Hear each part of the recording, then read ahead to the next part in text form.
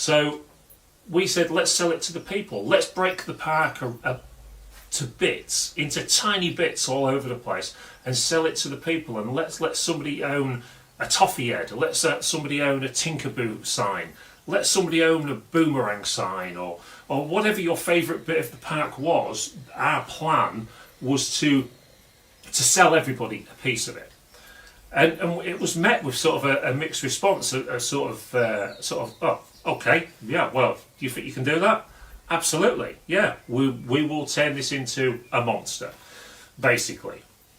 Okay, if you say so, go away and put a contract together. So we went off, put a contract together, and this took sort of, I don't know, sorry, probably about 4 or 5 weeks, didn't it, Lee? Somewhere around there. About 4 or 5 weeks to put this contract together, where we had to seal it down. And in all this time, we had to keep this so secret, because we didn't want any of the big boys coming in, you know, the big auction houses and that, and the ones that specialise in on-sites and all the rest of it. We didn't want them to come along and sort of steal our thunder. We knew we could pull this off, despite as small as we were. We knew we could do it. So we put a contract together. The details I'm not going to go into about the contract, but we went back and we presented the contract to Pleasure Island, and Pleasure Island were happy with it, signed off there and then, pretty much, and that was it. We had the green light. At that point, we did a lot of social media stuff, saying that we're going to do a big announcement. I think we did it at 4 p.m. one night, didn't we?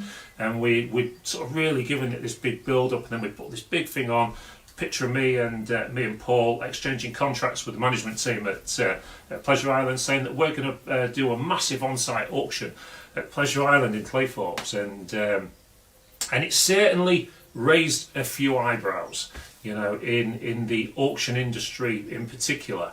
A lot of people are asking the question, how did Prestige Auctions pull off something like this? And then, of course, the whispers started straight away. We started hearing quite a lot of things from other auction houses, both locally and not so locally as well. Well, will they pull it off? Can they pull it off? You know, it's a lot to ask, blah, blah, blah. There's nothing more inspiring than people wanting you to fail.